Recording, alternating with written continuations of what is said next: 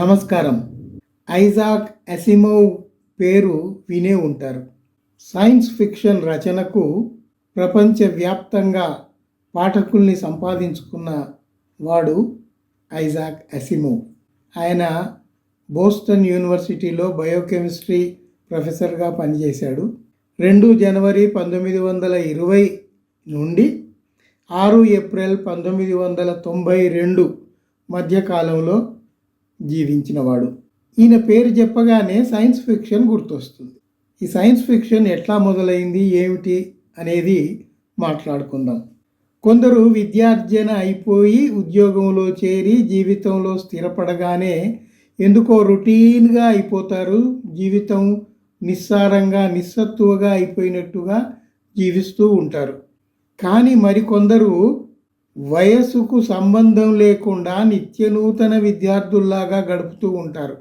ఎక్కడికక్కడ ఎప్పటికప్పుడు కొత్త విషయాలు తెలుసుకుంటూ ఉంటారు, ఇతరులకు చెబుతూ ఉంటారు.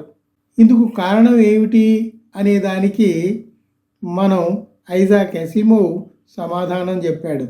ఆయన మాటల ద్వారా చెప్పటం కాదు, ఆయన జీవితం ద్వారానే ఆయన చేసి చూపెట్టాడు. పేరుతోటే తెలుస్తుంది కదా, అసిమోవ్ అంటే ఈయన రష్యాలో పుట్టినవాడు. కానీ వీరి కుటుంబం అమెరికాలో స్థిరపడింది. వీరికి అక్కడ ఒక క్యాండీ షాప్ ఉండేది. క్యాండీ మీకు తెలుసు కదా. ఆ క్యాండీ షాపులో ఆ రోజుకు వచ్చిన పేపర్లు, మ్యాగజైన్స్ అవి ఇవి కూడా అమ్ముతుండేవాళ్ళు. అయితే చిన్నప్పుడే ఈ పత్రికలు, మ్యాగజైన్స్, పుస్తకాలు చుట్టూ ఉండటం వల్ల అసిమోవ్కు ఈ చదవటం అనేది బాగా అబ్బింది. ఎక్కడ ఏది దొరికినా అది ఆతృతగా చదివేసేయటం ఆయనకు అలవాటు. అట్లా అయిపోయింది. అందువల్ల ఆయన ఏమనుకున్నాడంటే, ఈ ప్రపంచాన్ని, గజిబిజిగా ఉన్న ఈ ప్రపంచాన్ని, అస్తవ్యస్తంగా ఉన్న ఈ ప్రపంచాన్ని స్పష్టంగా మనం చూడదలుచుకుంటే పుస్తక పఠనం చేయాలి. పుస్తకాల ద్వారానే మన జ్ఞానం పెరుగుతుంది. జ్ఞానం పెరిగినందువల్లే మన అవగాహన పెరుగుతుంది, మన పరిజ్ఞానం పెరుగుతుంది అని ఆయన ఒక తీర్మానానికి వచ్చాడు. ఇదంతా ఎప్పుడు కాలేజీకి పోకముందే. కాలేజీలో చేరి ఆయన బయోకెమిస్ట్రీ చదవటం ప్రారంభించిన కొద్ది రోజులకే ఆయనకు ఒక ఆలోచన వచ్చింది. ఈ సైన్స్ వేరు, ఫిక్షన్ వేరు. సైన్స్ అంటే మనకు తెలుసు, పరిశీలన ద్వారా, ప్రయోగాల ద్వారా మనం కొన్ని నిర్ధారించుకున్న అంశాలు సైన్స్లో వస్తాయి. ఫిక్షన్ ఏంటి? కల్పనా సాహిత్యం.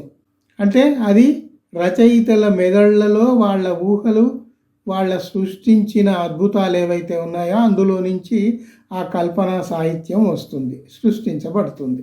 ఈ సైన్స్కు కల్పనా సాహిత్యానికి అసలు సంబంధం లేదు, ఈ రెండు వేరు వేరు అని అనుకుంటున్న దశలో ఐజాక్ అసిమోవ్ ఒక పని ఏం చేశాడంటే, ఈ సైన్స్ను, ఫిక్షన్ను రెండింటిని జత చేశాడు, సైన్స్ ఫిక్షన్ను చేశాడు. అంటే ఆయన చదువుకుంటున్న బయోకెమిస్ట్రీ, వైజ్ఞానిక అంశాలు, వాటిని తీసుకొని తన ఊహలు, కల్పనలతో జతపరిచి సైన్స్ ఫిక్షన్ అనే ఒక కొత్త ప్రక్రియను ఆయన ప్రారంభించాడు. ప్రారంభించి మామూలుగా కాదు, అది ఎంత విస్తృతంగా పోయింది అంటే ప్రపంచ పాఠకులందరూ ఐజాక్ అసిమోవ్ సైన్స్ ఫిక్షన్ నవలలు వస్తాయేమో అని ఎదురు చూసేంతగా ఎదిగిపోయాడు. ముఖ్యంగా ఆయన రోబోట్ నవల, ఫౌండేషన్ అండ్ ఐ అనే నవల, ఇట్లాంటి కొన్ని నవలలు ప్రపంచవ్యాప్తంగా ప్రాచుర్యం పొందాయి. ఇవి ఏం చెప్పాయి అంటే, భవిష్యత్తు మానవత్వం గురించి, కృత్రిమ మేధ గురించి, జ్ఞాన శక్తి గురించి, ద పవర్ ఆఫ్ విజ్డమ్ గురించి, ఇట్లాంటి విషయాల గురించి పాఠకులకు సరైన అవగాహన కలిగించే విధంగా ఈయన నవలలు ఉంటూ ఉండేవి. ఆ రకంగా ఆయన అప్పుడు మొదలుపెట్టి ఆయన జీవిత కాలంలో ఒక 500 గ్రంథాలు ప్రకటించాడు. 500 ఆయన ఒక్కడే రాసినవి కాదు. అందులో కొన్ని ఆయన రాసినవి, కొన్ని ఆయన ఎడిట్ చేసినవి, కొన్ని ఏమో సంపాదకత్వం వహించి ప్రకటించినవి, ఇలా అనేక రకాలైన పుస్తకాలు ప్రకటించాడు. ఏమైనా 500 పుస్తకాలని నిర్వహించటం అంటే మామూలు విషయం కాదు.